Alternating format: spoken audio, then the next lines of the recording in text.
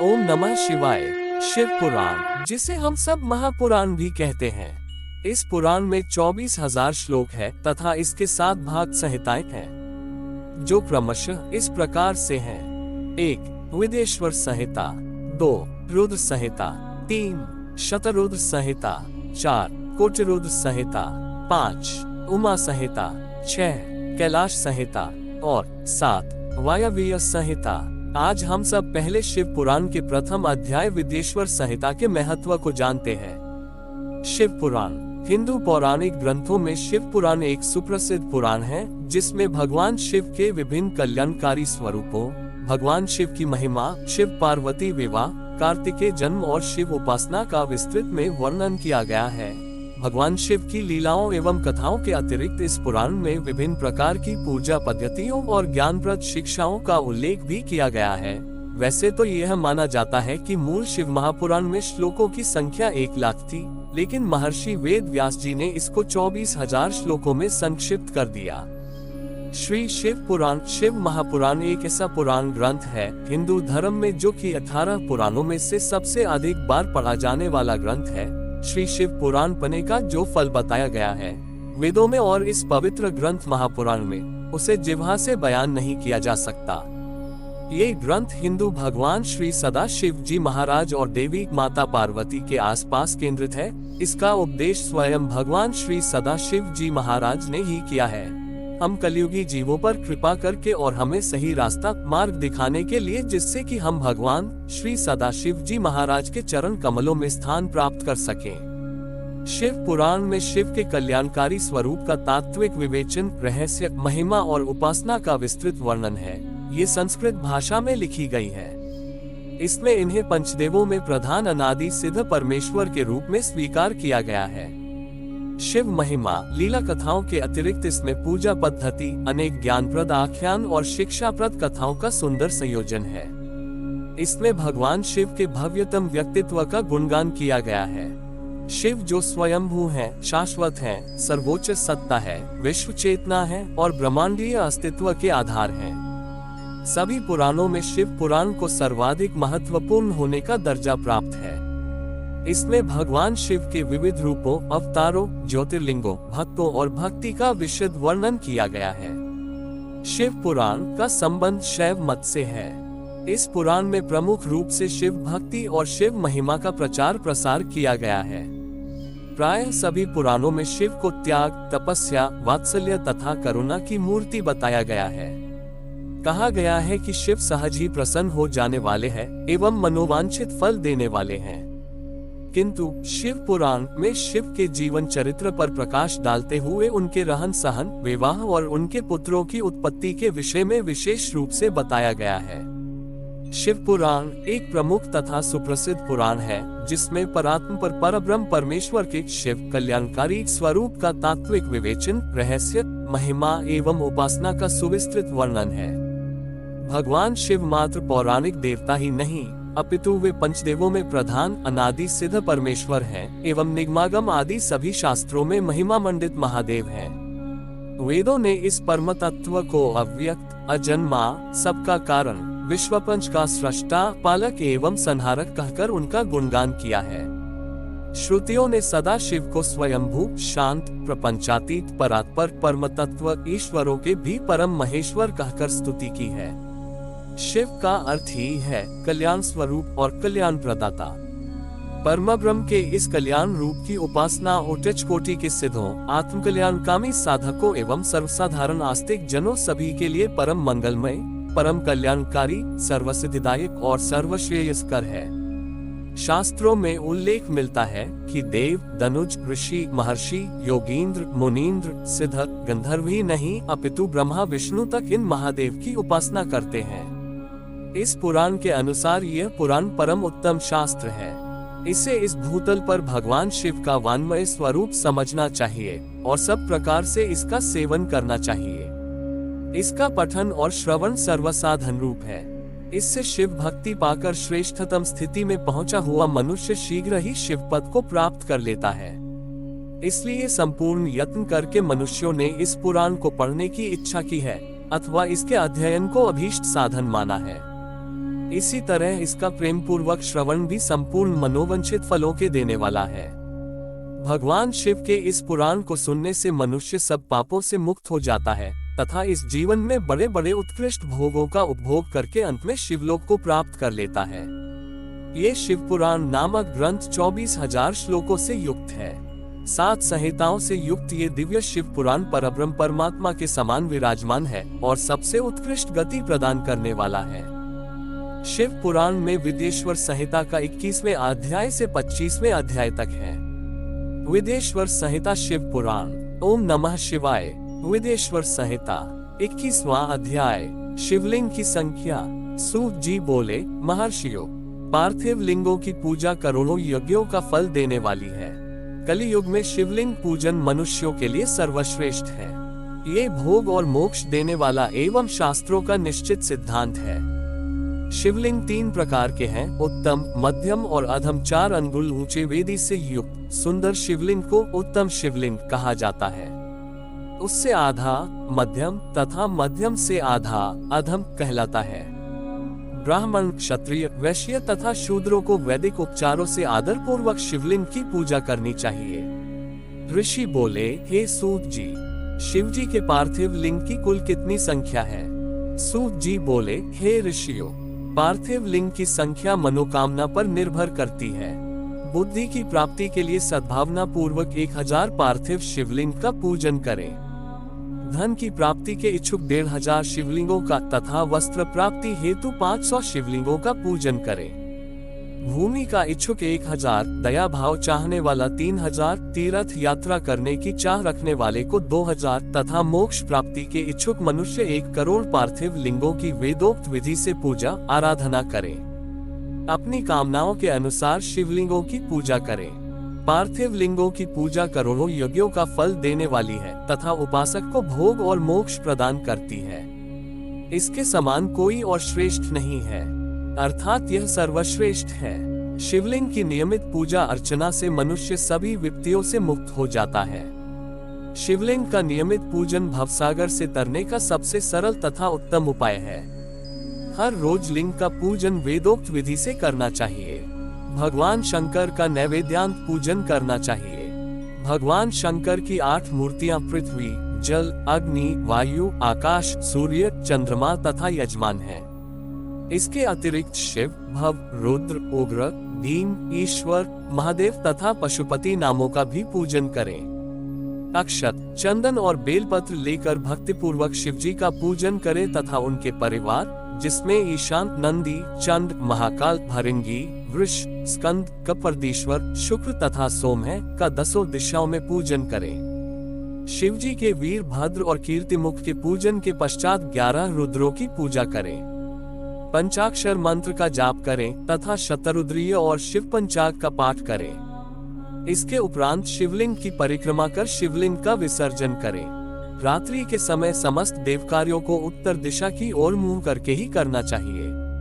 पूजन करते समय मन में भगवान शिव का स्मरण करना चाहिए। जिस स्थान पर शिवलिंग स्थापित हो वहां पर पूर्व, पश्चिम और उत्तर दिशा में न बैठें, क्योंकि पूर्व दिशा भगवान शिव के सामने पड़ती है और इष्ट देव का सामना नहीं रोकना चाहिए। उत्तर दिशा में शक्ति स्वरूपा देवी उमा विराजमान रहती हैं। पश्चिम दिशा में शिवजी का पीछे का भाग है और पूजा पीछे से नहीं की जा सकती, इसलिए दक्षिण दिशा में उत्तराभिमुख होकर बैठना चाहिए। शिव के उपासकों को भस्म से त्रिपुंड लगाकर रुद्राक्ष की माला, बेलपत्र आदि लेकर भगवान का पूजन करना चाहिए। यदि भस्म न मिले तो मिट्टी से ही त्रिपुंड का निर्माण करके पूजन करना चाहिए। विदेश्वर संहिता 22वां अध्याय। शिव नैवेद्य और बिल्व महात्म्य। ऋषि बोले, हे सूत जी, हमने पूर्व में सुना है कि शिव का नैवेद्य ग्रहण नहीं करना चाहिए।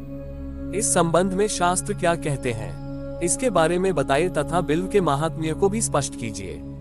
सूत जी ने कहा, हे मुनियों, आप सभी शिव व्रत का पालन करने वाले हैं, इसलिए मैं आपको प्रसन्नता पूर्वक सारी बातें बता रहा हूँ। आप ध्यान पूर्वक सुने। भगवान शिव के भक्त को जो उत्तम व्रत का पालन करता है तथा बाहर भीतर से पवित्र व शुद्ध है, अर्थात निष्काम भावना से भगवान शंकर की पूजा अर्चना करता है, शिव नैवेद्य का अवश्य भक्षण करना चाहिए, क्योंकि नैवेद्य को देख लेने से ही सारे पाप दूर हो जाते हैं। उसको ग्रहण करने से बहुत पुण्यों का फल मिलता है। नैवेद्य को खाने से हजारों और अरबों यज्ञों का पुण्य अंदर आ जाता है। जिसके घर में शिव जी के नैवेद्य का प्रचार होता है, उसका घर तो पवित्र है ही, बल्कि वह साथ के अन्य घरों को भी पवित्र कर देता है। इसलिए सिर झुकाकर प्रसन्नता पूर्वक एवं भक्ति भावना से इसे ग्रहण करे और इसे खा ले। जो मनुष्य इसे ग्रहण करने या लेने में विलंब करता है, वह पाप का भागी होता है। शिव की दीक्षा से युक्त शिव भक्त के लिए नैवेद्य महाप्रसाद है। जो मनुष्य भगवान शिव के अलावा अन्य देवताओं की दीक्षा भी धारण किए हैं, उनके संबंध में ध्यानपूर्वक सुनिए ब्राह्मणों। जहाँ से शालग्राम शिला की उत्पत्ति होती है, वहाँ उत्पन्न लिंग में रसली में पाषाण, रजत तथा सुवर्ण से निर्मित लिंग में देवताओं तथा सिद्धों द्वारा प्रतिष्ठित लिंग में केसर लिंग, स्फटिक लिंग, रत्न निर्मित लिंग तथा समस्त ज्योतिर्लिंगों में विराजमान भगवान शिव के नैवेद्य को ग्रहण करना चांद्रग्रहण व्रत के समान पुण्यदायक है। शिव नैवेद्य भक्षण करने एवं उसे सिर पर धारण करने से ब्रह्म हत्या के पाप से भी छुटकारा मिल जाता है और मनुष्य पवित्र हो जाता है। परंतु जहाँ चांडालों का अधिकार हो, वहाँ का महाप्रसाद भक्तिपूर्वक भक्षण नहीं करना चाहिए। बाणलिंग, लौह निर्मित लिंग, सिद्धलिंग उपासना से प्राप्त अर्थात सिद्धों द्वारा स्थापित लिंग, स्वयंभूलिंग एवं मूर्तियों का जहाँ पर चंड का अधिकार नहीं है, जो मनुष्य भक्तिपूर्वक स्नान कराकर उस जल का 3 बार आचमन करता है, उसके सभी कायिक, वाचिक और मानसिक पाप नष्ट हो जाते हैं। जो वस्तु भगवान शिव को अर्पित की जाती है, वह अत्यंत पवित्र मानी जाती है। हे ऋषियों, बिल्व अर्थात बेल का वृक्ष महादेव का रूप है। देवताओं द्वारा इसकी स्तुति की गई है। तीनों लोकों में स्थित सभी तीर्थ बिल्व में ही निवास करते हैं, क्योंकि इसकी जड़ में लिंग रूपी महादेव जी का वास होता है। जो इसकी पूजा करता है, वह निश्चय ही शिव पद प्राप्त करता है। जो मनुष्य बिल्व की जड़ के पास अपने मस्तक को जल से सींचता है, उसे संपूर्ण तीर्थ स्थलों पर स्नान का फल प्राप्त होता है।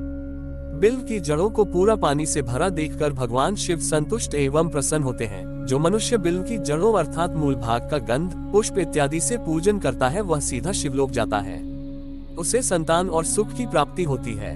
भक्ति पूर्वक पवित्र मन से बिल्व की जड़ में दीपक जलाने वाला मनुष्य सब पापों से छूट जाता है। इस वृक्ष के नीचे जो मनुष्य एक शिव भक्त ब्राह्मण को भोजन कराता है, उसे 1 करोड़ ब्राह्मणों को भोजन कराने का फल मिलता है। इस वृक्ष के नीचे दूध घी में पके अन्न का दान देने से दरिद्रता दूर हो जाती है। हे ऋषियों, प्रवृत्ति और निवृत्ति के 2 मार्ग हैं। प्रवृत्ति के मार्ग में पूजा पाठ करने से मनोरथ पूर्ण हो जाते हैं। ये संपूर्ण अभीष्ट फल प्रदान करता है। किसी सुपात्र गुरु द्वारा विधि विधान से पूजन कराएं। अभिषेक के बाद अगहनी चावल से बना नैवेद्य अर्पण करें। पूजा के अंत में शिवलिंग को संपुट में विराजमान कर घर में किसी शुद्ध स्थान पर रख दें। निवृत्ति मार्गी उपासकों को हाथ में ही पूजन करना चाहिए। भिक्षा में प्राप्त भोजन को ही नैवेद्य के रूप में अर्पित करें। निवृत्ति पुरुषों के लिए सूक्ष्म लिंग ही श्रेष्ठ है। विभूति से पूजन करें तथा विभूति को ही निवेदित करें। पूजा करने के उपरांत लिंग को मस्तक पर धारण करें। वेदेश्वर संहिता 23वां अध्याय। शिव नाम की महिमा। ऋषि बोले, हे व्यास, शिष्य सूत जी, आपको नमस्कार है। हम पर कृपा कर हमें परम उत्तम रुद्राक्ष तथा शिव नाम की महिमा का महात्म्य सुनाए।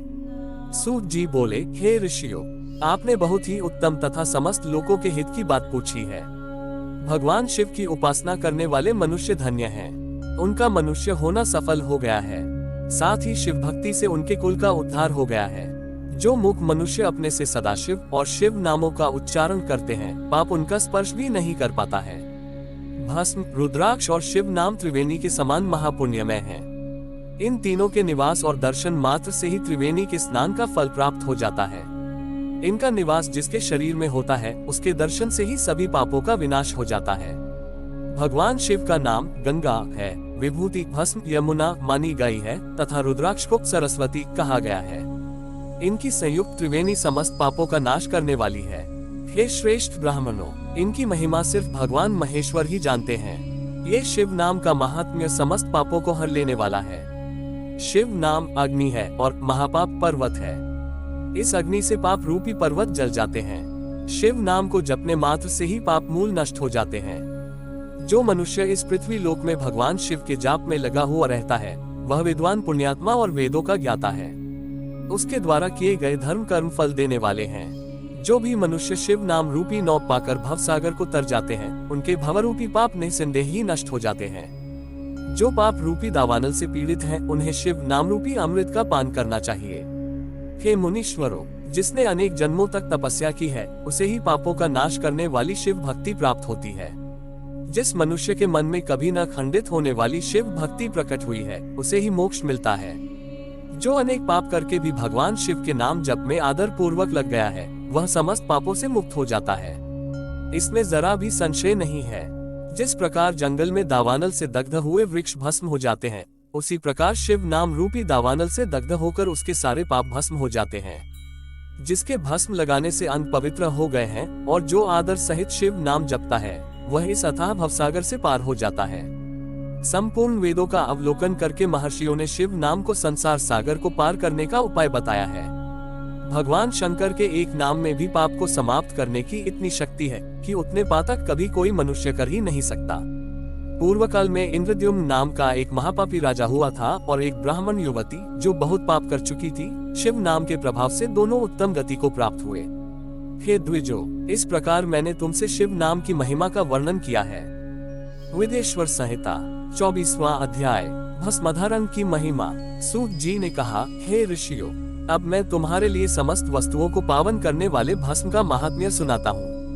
भस्म दो प्रकार की होती है, एक महाभस्म और दूसरी स्वल्प भस्म। महाभस्म के भी अनेक भेद हैं। ये तीन प्रकार की होती है, श्रोता, स्मार्त और लौकिक। श्रोता और स्मार्त भस्म केवल ब्राह्मणों के ही उपयोग में आने योग्य है। लौकिक भस्म का उपयोग सभी मनुष्य जिन कर सकते हैं। ब्राह्मणों को वैदिक मंत्रों का जाप करते हुए भस्म धारण करनी चाहिए तथा अन्य मनुष्य बिना मंत्रों के भस्म धारण कर सकते हैं। उपलों से सिद्ध की हुई भस्म आग्नेय भस्म कहलाती है। ये त्रिपुंड का द्रव्य है। अन्य यज्ञ से प्रकट हुई भस्म भी त्रिपुंड धारण के काम आती है। जाबाली उपनिषद के अनुसार अग्नि इत्यादि मंत्रों द्वारा 7 बार जल में भिगोकर शरीर में भस्म लगाएं। तीनों संध्याओं में जो शिव भस्म से त्रिपुंड लगाता है वह सब पापों से मुक्त होकर शिव की कृपा से मोक्ष पाता है। त्रिपुंड और भस्म लगाकर विधि पूर्वक जाप करें। भगवान शिव और विष्णु ने भी त्रिपुंड धारण किया है। अन्य देवियों सहित भगवती उमा और देवी लक्ष्मी ने इनकी प्रशंसा की है। ब्राह्मणों, क्षत्रियों, वैश्यों, शूद्रों, वर्णशंकरों तथा जातिभ्रष्ट पुरुषों ने भी उद्दूलन एवं त्रिपुंड रूप में भस्म धारण की है। महर्षियों, इस प्रकार संक्षेप में मैंने त्रिपुंड का महात्म्य बताया है। ये समस्त प्राणियों के लिए गोपनीय है। ललाट अर्थात माथे पर भौहों के मध्य भाग से भौहों के अंत भाग जितना बड़ा त्रिपुंड ललाट में धारण करना चाहिए। मध्यमा और अनामिका अंगुली से 2 रेखाएं करके अंगूठे द्वारा बीच में सीधी रेखा त्रिपुंड कहलाती है। त्रिपुंड अत्यंत उत्तम तथा भोग और मोक्ष देने वाला है। त्रिपुंड की एक एक रेखा में 9 देवता हैं, जो सभी अंगों में स्थित हैं। प्रणव का प्रथम अक्षर अकार, गार्हपत्य अग्नि, पृथ्वी, धर्म, रजोगुण, ऋग्वेद, क्रियाशक्ति, प्रातः सवन तथा महादेव, ये त्रिपुंड की प्रथम रेखा के 9 देवता हैं। प्रणव का दूसरा अक्षर उकार, दक्षिणाग्नि, आकाश, सत्वगुण, यजुर्वेद, मध्यदिन, सवन, इच्छा शक्ति, अंतरात्मा तथा महेश्वर, ये दूसरी रेखा के 9 देवता हैं। प्रणव का तीसरा अक्षर मकार, आहवनीय अग्नि, परमात्मा, तमोगुण, द्युलोक, ज्ञान शक्ति, सामवेद, तृतीय सवन तथा शिव, ये तीसरी रेखा के 9 देवता हैं। प्रतिदिन स्नान से शुद्ध होकर भक्तिभाव से त्रिपुंड में स्थित देवताओं को नमस्कार कर त्रिपुंड धारण करें तो भोग और मोक्ष दोनों की प्राप्ति होती है। भस्म को 32, 16, 8 अथवा 5 स्थानों में धारण करें। सिर, माथा, दोनों कान, दोनों आंखें, नाक के दोनों नथुनों, दोनों हाथ, मुंह, कंठ, दोनों कोहनी, दोनों भुजदंड, हृदय, दोनों बगल, नाभि, दोनों अंडकोश, दोनों अरू, दोनों घुटनों, दोनों पिंडली, दोनों जांघों और पांव आदि 32 अंगों में क्रमशः अग्नि, वायु, पृथ्वी, देश, 10 दिशाएं, 10 दिक्पाल, 8 वसुंधरा, ध्रुव, सोम, आम, आनल, प्रातःकाल इत्यादि का नाम लेकर भक्तिभाव से त्रिपुंड धारण करें अथवा एकाग्रचित हो 16 स्थान में ही त्रिपुंड धारण करें। सिर, माथा, कंठ, दोनों कंधों, दोनों हाथों, दोनों कोहनियों तथा दोनों कलाइयों, हृदय, नाभि, दोनों पसलियों एवं पीठ में त्रिपुंड लगाकर इन 16 अंगों में धारण करें। तब अश्विनी कुमार, शिव शक्ति, रुद्र, ईश, नारद और वामा आदि 9 शक्तियों का पूजन करके उन्हें त्रिपुंड में धारण करें। सिर, बालों, दोनों कान, मुंह, दोनों हाथ, हृदय, नाभि, उरुयुगल, दोनों पिंडली एवं दोनों पावों, इन 16 अंगों में क्रमशः शिव, चंद्रमा, रुद्र, ब्रह्मा, गणेश, लक्ष्मी, विष्णु, शिव, प्रजापति, नाग, दोनों नाग कन्या, ऋषि कन्या, समुद्र तीर्थ इत्यादि के नाम स्मरण करके त्रिपुंड भस्म धारण करें। माथा, दोनों कान, दोनों कंधे, छाती, नाभि एवं गुह्य अंग आदि 8 अंगों में सप्तऋषि ब्राह्मणों का नाम लेकर भस्म धारण करें अथवा मस्तक, दोनों भुजाएं, हृदय और नाभि, इन 5 स्थानों को भस्म धारण करने के योग्य बताया गया है। देश तथा काल को ध्यान में रखकर भस्म को अभिमंत्रित करना चाहिए तथा भस्म को जल में मिलाना चाहिए। त्रिनेत्रधारी, सभी गुणों के आधार तथा सभी देवताओं के जनक और ब्रह्मा एवं रुद्र की उत्पत्ति करने वाले परब्रह्म परमात्मा शिव का ध्यान करते हुए ओम नमः शिवाय मंत्र को बोलते हुए माथे एवं अंगों पर त्रिपुंड धारण करें। वेदेश्वर संहिता 25वां अध्याय, रुद्राक्ष महात्म्य। सूत जी कहते हैं, महाज्ञानी शिव स्वरूप शौनक, भगवान शंकर के प्रिय रुद्राक्ष का महात्म्य मैं तुम्हें सुना रहा हूँ। ये रुद्राक्ष परम पावन है। इसके दर्शन, स्पर्श एवं जप करने से समस्त पाप नष्ट हो जाते हैं। इसकी महिमा तो स्वयं सदाशिव ने संपूर्ण लोकों के कल्याण के लिए देवी पार्वती को सुनाई है। भगवान शिव बोले, हे देवी, तुम्हारे प्रेमवश भक्तों के हित की कामना से रुद्राक्ष की महिमा का वर्णन कर रहा हूँ। पूर्व काल में मैंने मन को संयम में रखकर हजारों दिव्य वर्षों तक घोर तपस्या की। एक दिन अचानक मेरा मन शुद्ध हो उठा और मैं सोचने लगा कि मैं संपूर्ण लोकों का उपकार करने वाला स्वतंत्र परमेश्वर हूँ। अतः मैंने लीलावश अपने दोनों नेत्र खोल दिए। नेत्र खुलते ही मेरे नेत्रों से जल की झड़ी लग गई। उसी से गौड़ देश से लेकर मथुरा, अयोध्या, काशी, लंका, मलयाचल पर्वत आदि स्थानों में रुद्राक्षों के पेड़ उत्पन्न हो गए। तभी से इनका महात्म्य बढ़ गया और वेदों में भी इनकी महिमा का वर्णन किया गया है। इसलिए रुद्राक्ष की माला समस्त पापों का नाश कर भक्ति मुक्ति देने वाली है। ब्राह्मण, वैश्य, क्षत्रिय और शूद्र जातियों में जन्मे शिव भक्त सफेद, लाल, पीले या काले रुद्राक्ष धारण करें। मनुष्यों को जाति अनुसार ही रुद्राक्ष धारण करना चाहिए। आंवले के फल के बराबर रुद्राक्ष को श्रेष्ठ माना जाता है। बेर के फल के बराबर को मध्यम श्रेणी का और चने के आकार के रुद्राक्ष को निम्न श्रेणी का माना जाता है। हे देवी, बेर के समान रुद्राक्ष छोटा होने पर भी लोक में उत्तम फल देने वाला तथा सुख सौभाग्य की वृद्धि करने वाला होता है। जो रुद्राक्ष आंवले के बराबर है वह सभी अनिष्टों का विनाश करने वाला तथा सभी मनोरथों को पूर्ण करने वाला होता है। रुद्राक्ष जैसे जैसे छोटा होता है वैसे ही वैसे अधिक फल देने वाला होता है। पापों का नाश करने के लिए रुद्राक्ष धारण अवश्य करना चाहिए। ये संपूर्ण अभीष्ट फलों की प्राप्ति सुनिश्चित करता है। लोक में मंगलमय रुद्राक्ष जैसा फल देने वाला कुछ भी नहीं है। समान आकार वाले चिकने, गोल, मजबूत, मोटे, कांटेदार रुद्राक्ष, उभरे हुए छोटे छोटे दानों वाले रुद्राक्ष सब मनोरथ सिद्धि एवं भक्ति मुक्तिदायक हैं। किंतु कीड़ों द्वारा खाए गए, टूटे फूटे, कांटों से युक्त तथा जो पूरा गोल न हो, इन 5 प्रकार के रुद्राक्षों का त्याग करें। जिस रुद्राक्ष में अपने आप डोरा पिरोने के लिए छेद हो वही उत्तम माना गया है। जिसमें मनुष्य द्वारा छेद किया हो उसे मध्यम श्रेणी का माना जाता है। इस जगत 1100 रुद्राक्ष धारण करके मनुष्य जो फल पाता है उसका में वर्णन नहीं किया जा सकता। भक्तिमान पुरुष 550 रुद्राक्ष के दानों का मुकुट बना ले और उसे सिर पर धारण करे। 360 दानों का हार बना ले, ऐसे 3 हार बनाकर उनका यज्ञोपवीत धारण करे। महर्षियों, सिर पर ईशान मंत्र से, कान में तत्पुरुष मंत्र से रुद्राक्ष धारण करना चाहिए। गले में रुद्राक्ष, मस्तक पर त्रिपुंडधारी रुद्राक्ष पहने ओम नमः शिवाय मंत्र का जाप करने वाला मनुष्य यमपुर को नहीं जाता। रुद्राक्ष माला पर मंत्र जपने का करोड़ गुना फल मिलता है। 3 मुख वाला रुद्राक्ष साधन सिद्ध करता है एवं विद्याओं में निपुण बनाता है। 4 मुख वाला रुद्राक्ष ब्रह्म स्वरूप है। इसके दर्शन एवं पूजन से नरहत्या का पाप छूट जाता है। ये धर्म, अर्थ, काम, मोक्ष आदि चारों पुरुषार्थों का फल देता है। 5 मुख वाले रुद्राक्ष को कालाग्नि अर्थात पंचमुखी कहा जाता है। ये सर्व कामनाएं पूर्ण कर मोक्ष प्रदान करता है। अभोग्य स्त्रियों को भोगने के पाप तथा भक्षण के पापों से मुक्त हो जाता है। 6 मुखी रुद्राक्ष कार्तिकेय का स्वरूप है। इसको सीधी बाह में बांधने से ब्रह्महत्या के दोष से मुक्ति मिलती है। सप्तमुखी रुद्राक्ष धारण करने से धन की प्राप्ति होती है। 8 मुखों वाला रुद्राक्ष भैरव का स्वरूप है। इसे धारण करने से लंबी आयु प्राप्त होती है और मरने पर शिव पद प्राप्त हो जाता है। 9 मुखों वाला रुद्राक्ष भैरव तथा कपिल मुनि का स्वरूप माना जाता है और भगवती दुर्गा उसकी अधिष्ठात्री देवी मानी गई हैं। इसे बाएं हाथ में धारण करने से समस्त वैभवों की प्राप्ति होती है। 10 मुख वाला रुद्राक्ष साक्षात भगवान विष्णु का रूप है। इसे धारण करने से सभी मनोरथ पूर्ण हो जाते हैं। 11 मुख वाला रुद्राक्ष रुद्र रूप है। इसको धारण करने से मनुष्य को सब स्थानों पर विजय मिलती है। 12 मुख वाले रुद्राक्ष को बालों में धारण करने से मस्तक पर 11 सूर्यों के समान तेज प्राप्त होता है। 13 मुख वाला रुद्राक्ष विश्वदेवों का स्वरूप है। इसे धारण करने से सौभाग्य और मंगल का लाभ मिलता है। 14 मुख वाला रुद्राक्ष साक्षात शिव स्वरूप है। इसे भक्तिपूर्वक मस्तक पर धारण करने से समस्त पापों का नाश हो जाता है। इस प्रकार मुखों के भेद से रुद्राक्ष के 14 भेद बताए गए हैं। हे पार्वती जी, अब मैं तुम्हें रुद्राक्ष धारण के मंत्र सुनाता हूँ। 1 ओम ह्री नमः, 2 ओम नमः, 3 क्ली नमः, 4 ओम ह्री नमः, 5 ओम ह्री नमः, 6 ओम ह्री हूँ नमः, 7 ओम हूँ नमः, 8 ओम हूँ नमः, 9 ओम हूँ नमः, 10 ओम ह्री हूँ नमः, 11 ओम ह्री हूँ नमः, 12 ओम हूँ नमः, 13 ओम क्रोंक्षौरो नमः तथा 14 ओम ह्री नमः। इन 14 मंत्रों द्वारा क्रमशः 1 से लेकर 14 मुख वाले रुद्राक्ष को धारण करने का विधान है। साधक को नींद और आलस्य का त्याग कर श्रद्धा भक्ति से मंत्रों द्वारा रुद्राक्ष धारण करना चाहिए।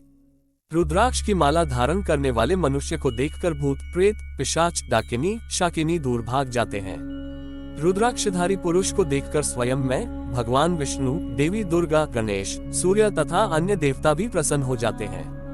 इसलिए धर्म की वृद्धि के लिए भक्तिपूर्वक मंत्रों द्वारा विधिवत रुद्राक्ष धारण करना चाहिए। मुनीश्वर, भगवान शिव ने देवी पार्वती से जो कुछ कहा था वह मैंने आपको कह सुनाया है। मैंने आपके समक्ष विदेश्वर संहिता का वर्णन किया है। ये संहिता संपूर्ण सिद्धियों को देने वाली तथा भगवान शिव की आज्ञा से मोक्ष प्रदान करने वाली है। जो मनुष्य इसे नित्य पढ़ते अथवा सुनते हैं वे पुत्र पौत्रादि के सुख भोग कर सुखमय जीवन व्यतीत करके अंत में शिवरूप होकर मुक्त हो जाते हैं। विदेश्वर संहिता संपूर्ण आप सब शिव भक्तों के लिए दूसरा अध्याय रुद्र संहिता लेकर आ रहे हैं अगली वीडियो में। हमारे इस वीडियो को like, comment, subscribe, share, follow जरूर करें। ओम नमः शिवाय।